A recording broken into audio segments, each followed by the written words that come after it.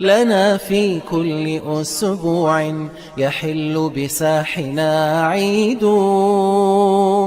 به لقلوبنا فرح وللأرواح تجديد. اللهم صل وسلم وبارك وأنعم على عبدك المصطفى ونبيك المرتضى محمد وعلى آله وأصحابه ومن سار على دربه واقتفى أثره ونهجه نهجه إلى يوم الدين. أما بعد، فيا أيها المسلمون، أوصيكم ونفسي بتقوى الله تعالى والاستعداد للدار الآخرة، فإن اليوم عمل ولا حساب، وغدا حساب ولا عمل، وسيعلم الذين ظلموا أي منقلب ينقلبون. اقترب للناس حسابهم وهم في غفلة معرضون. من أخطر ما حل بالقلوب من الأمراض وأسوأها هو داء الغفلة الذي ترك الناس يؤثرون الحياة الدنيا على الآخرة، ويكون همهم وغمهم جمع الحطام والمنافسة على فتات الدنيا. قال تعالى: اعلموا أنما الحياة الدنيا لعب ولهو وزينة وتفاخر بينكم وتكاثر في الأموال والأولاد كمثل غيث أعجب الكفار نباته ثم يهيج فتراه مصفرا وفي الآخرة عذاب شديد ومغفرة من الله ورضوان وما الحياة الدنيا إلا متاع الغرور. وصف الدنيا في هذه الآية ب6 أوصاف: أنها لعب، فكثير من أجزاء حياتنا هي اللعب، لعب مع الزملاء، لعب مع الأطفال، لعب مع الزوجات، ثم لهو وغفلة، ثم تكاثر في الأموال، مال فلان أكثر من فلان، فلان أغنى من فلان، فلان قد تقدم على زملائه فبنى عمائر وقصورا وملك سيارات فارهة. طيب ماذا كسب لآخرته؟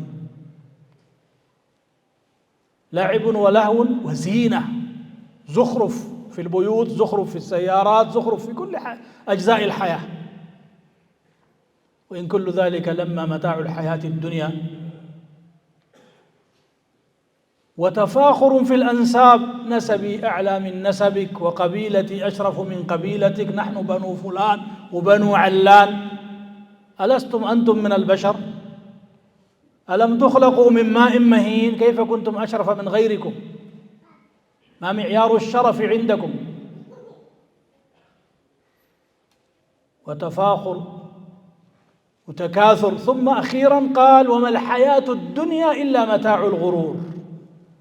غرت الكثيرين وخدعتهم وظنوا أنهم فيها مخلدون، يحسب أن ماله أخلده، كلا لينبذن في الحطمة وما أدراك ما الحطمة، نار الله الموقدة التي تطلع على الأفئدة.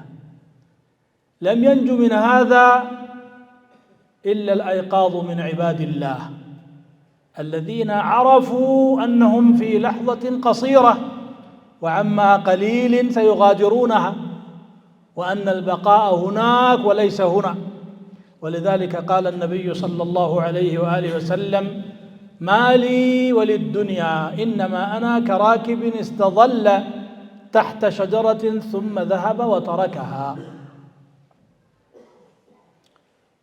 إن لله عبادا فطنا طلقوا الدنيا وخافوا الفتنا، سكنوا فيها فلما علموا أنها ليست لحي وطنا جعلوها لجة واتخذوا صالح الأعمال فيها سفنا.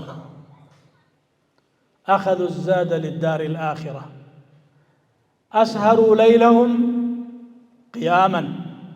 تتجافى جنوبهم عن المضاجع يدعون ربهم خوفا وطمعا ومما رزقناهم ينفقون كانوا قليلا من الليل ما يهجعون وبالأسحار هم يستغفرون وأظمأوا نهارهم صياما فمنعوا نفوسهم من أن ترتع في ملذاتها وشهواتها إلا بقدر الحاجة أخذا بوصية النبي صلى الله عليه وسلم بحسب ابن آدم لقيمات يقمن صلبه فإن كان لا بد فثلث لطعامه وثلث لشرابه وثلث لنفسه. أهل الله وأولياؤه تسابقوا في أعمال الآخرة فمنهم ظالم لنفسه ومنهم مقتصد ومنهم سابق بالخيرات والسابقون السابقون أولئك المقربون في جنات النعيم ثلة من الأولين وقليل من الآخرين. هذا هو ميدان السباق الحقيقي وهذا هو ميدان التنافس النافع الذي تبقى منفعته أبد الدهر وفي ذلك فليتنافس المتنافسون. أما هذه الدنيا فيعيش فيها القوي والضعيف والغني والفقير والمشهور والخامل ومن عظمه الناس ومن أهانوه، ولكن الميزان عند الله تبارك وتعالى عندما يأتي الرجل العظيم السمين لا يزن عند الله جناح بعوضة، وعندما تعرض الأعمال فيقول من أحسن العمل هاؤم اقرءوا كتابيه إني ظننت أني ملاق حسابيه فهو في عيشة راضية في جنة عالية قطوفها دانية كلوا واشربوا هنيئا بما أسلفتم في الأيام الخالية. وعندما يقول المسيء يا ليتني لم أوت كتابيه ولم أدر ما حسابيه يا ليتها كانت القاضية ما أغنى عني ماليه هلك عني سلطانيه. أين المال وأين الجمال وأين السلطان وأين العزة وأين الكرم وأين القبيلة التي تنتمي إليها وتعتز وأين الفخر والخيلاء؟ كل ذلك قد ذهب. ما أغنى عني ماليه هلك عني سلطانيه. بينما هو يقول ذلك يأمر الله ملائكته الكرام أن خذوه فغلوه ثم الجحيم صلوه ثم في سلسلة ذرعها 70 ذراعا فاسلكوه. لماذا يا رب؟ إنه كان لا يؤمن بالله العظيم ولا يحض على طعام المسكين فليس له اليوم هاهنا حميم ولا طعام إلا من غسلين لا يأكله إلا الخاطئون. فاعلموا أننا في مفترق طريق، واعلموا أننا في أيام سريعة الزوال قليلة البقاء، لكن أثرها دائم لا يزول. أنت تدخل الجنة بما تعمله في هذه الأيام القليلة. أولم نعمركم ما يتذكر فيه من تذكر وجاءكم النذير، وتدخل النار والعياذ بالله بما تعمله في هذه الأيام القليلة. هذه أيام عجيبة، ورب العالمين أتى بنا إلى هذه الدار ليختبرنا ونبلوكم بالشر والخير فتنة وإلينا ترجعون. فهل أخذنا من زاد؟ وهل استعددنا للوقوف بين يدي رب العباد؟ أين المفر؟ كلا لا وزر، إلى ربك يومئذ المستقر. أقول ما تسمعون وأستغفر الله لي ولكم ولسائر المسلمين فاستغفروه إنه هو الغفور الرحيم والبر الكريم.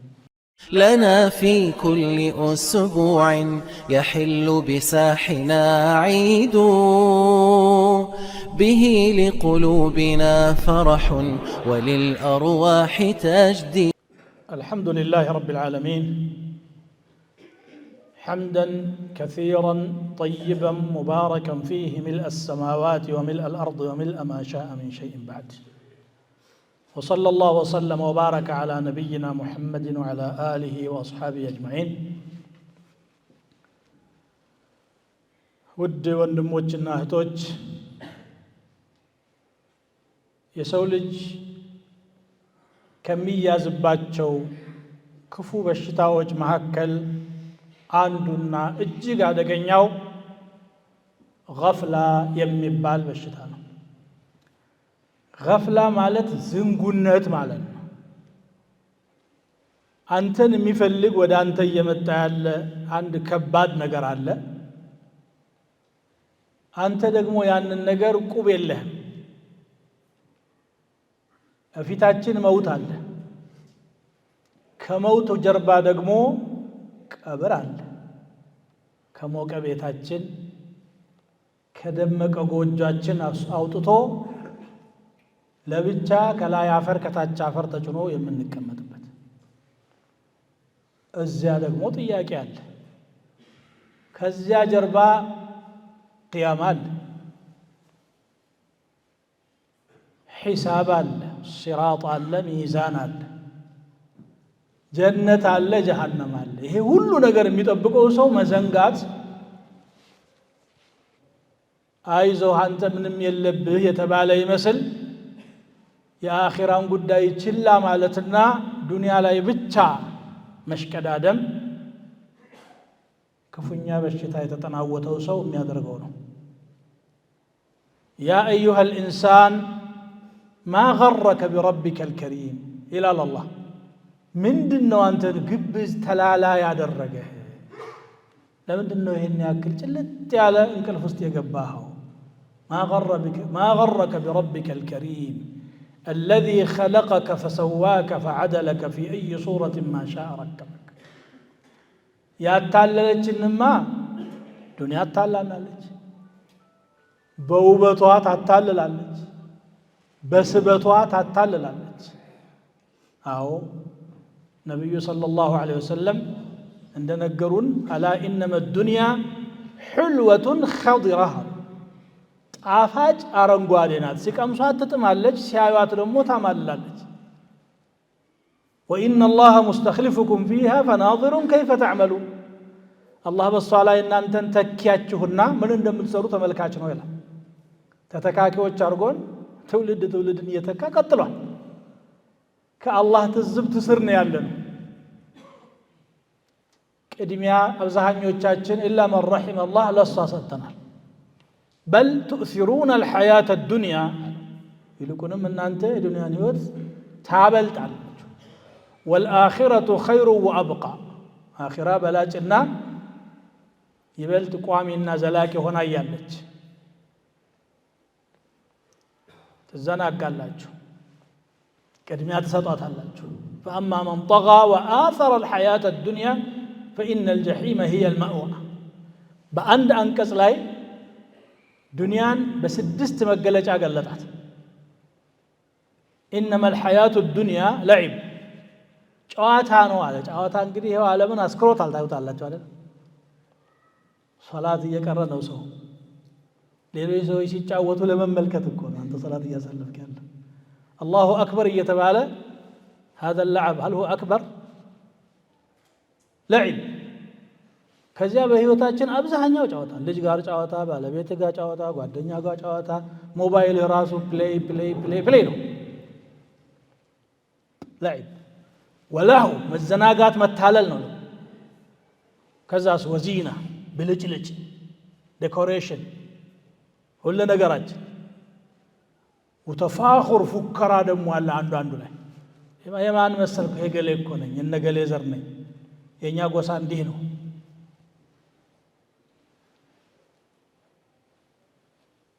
ያንተ ጎሳ ካፈር አልተፈጠረም፣ ከፍትወት ጠብታ አልተፈጠረም። አንተስ አለም ነኽሉቅኩም ሚን ማኢን መሂን ፈጀዐልናሁ ፊ ቀራሪን መኪን። ከሚጸየፉት ውሃ አልፈጠርናችሁም ምን? ይሄ ኩራት ከምን መጣ? ተፋኹር በሀብት ብዛት፣ ተካሱር የሚለውን ዑለማዎች ሲፈስሩ አንደኛው የሀብት ብዛት ውድድር ነው። ያው ዓለማችን በዚህ ሰክራለች። ግለሰቦችም ሁሌ የሚጠቀሙትን ያህል ሳይሆን ከሌላው የሚበልጡበትን ነው የሚፈልጉት።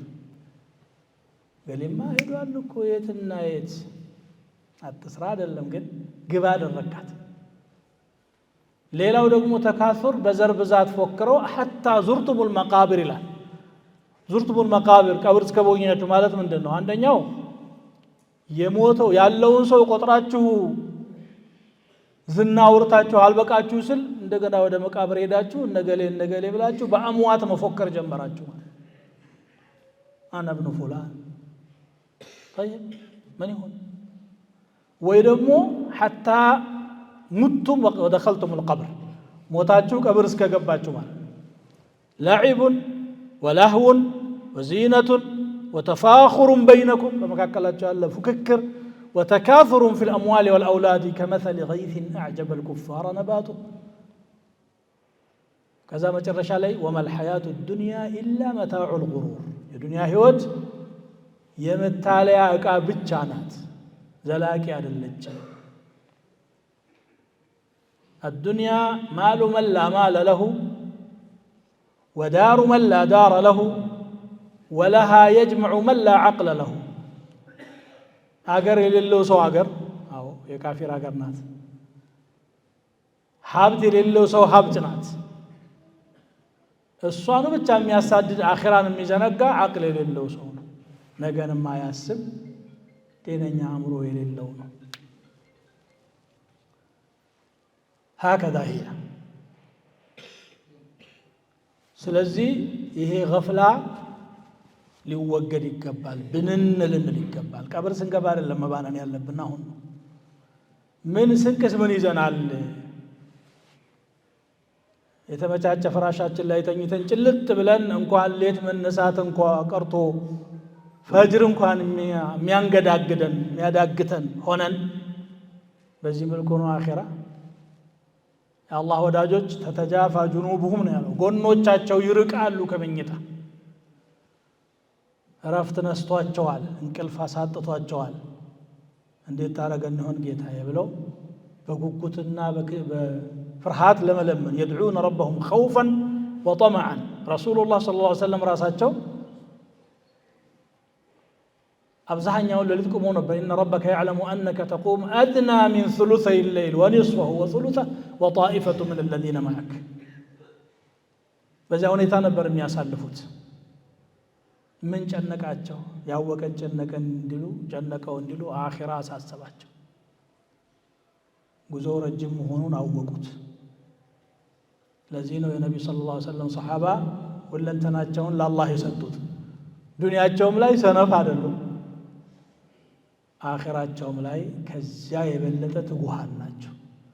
ዱንያን ለአኺራ ስንቅ ነው የሚያደርጓት። ወደዛ ያለፈው ነው የኛ ነው የሚሉት፣ እዚህ የተጠራቀመው ሳይሆን ማለት ነው። ይሄ ሁላችንም ከራሴ ጀምሮ ራሳችንን ማስታወስ የሚገባን ነው። አይነ ዛት የታለ ስንቁ? ቀጠሮው ደርሷል፣ አብሽር፣ ሩቅ አይደለም። ኢነሁም የረውነሁ በዒደን ወነራሁ ቀሪበን ብሏል አላህ ሱብሓነሁ ወተዓላ። ቀረበ እቅተረበ ሊናሲ ሒሳቡሁም፣ ሂሳብ የሚደረጉበት ጊዜ ቀረበ። ወሁም ፊ ገፍላ፣ እነሱ ግን በእንቅልፍ ውስጥ ናቸው፣ በመዘናጋት ውስጥ ናቸው።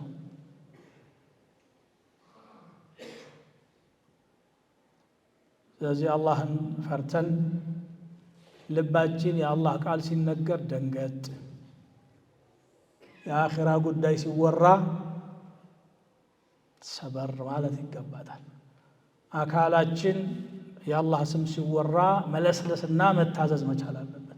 ثم تلين جلودهم وقلوبهم إلى ذكر الله ألم يأن للذين آمنوا أن تخشع قلوبهم لذكر الله وما نزل من الحق ከዚህ የበለጠ የምንመካከረው ነገር የለም። አልአምሩ ጅድ፣ ነገሩ ምር ነው። የሚጠብቀን ነገር ጠንከር ያለ ስለሆነ ለዚያ ነገር ጠንከር ብለን ለአኺራችን ታጥቀን መቆም አለብን። ሄዷል ዱንያው፣ እያንዳንዳችን ነግዷል ቀኑ። ትንሽ ነበረች፣ እሷውም ምናልባት ካለፈችው የቀረችው የምታንስ ነው አብዛኛው።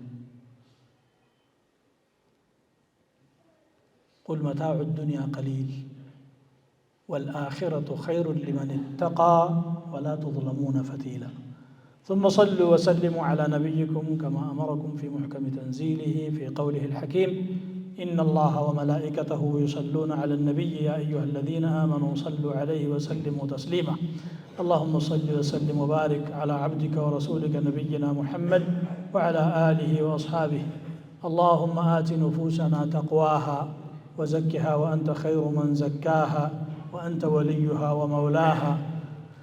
اللهم حبب إلينا الإيمان وزينه في قلوبنا وكره إلينا الكفر والفسوق والعصيان واجعلنا من الراشدين. اللهم أعز الإسلام والمسلمين، اللهم انصر الإسلام والمسلمين، اللهم انصر المستضعفين من عبادك المؤمنين في برك وبحرك يا أرحم الراحمين. اللهم كن لهم عونا ونصيرا، اللهم كن لهم سندا وظهيرا. اللهم إنا نسألك رضاك والجنة ونعوذ بك من سخطك والنار. اللهم إنا نسألك الجنة وما قرب إليها من قول أو عمل، ونعوذ بك من النار وما قرب إليها من قول أو عمل. عباد الله، إن الله يأمر بالعدل والإحسان وإيتاء ذي القربى وينهى عن الفحشاء والمنكر والبغي يعظكم لعلكم تذكرون. فاذكروا الله تعالى يذكركم واشكروه على نعمه يزدكم ولذكر الله أكبر والله يعلم ما تصنعون. لنا في كل أسبوع يحل بساحنا عيد، به لقلوبنا فرح وللأرواح تجديد.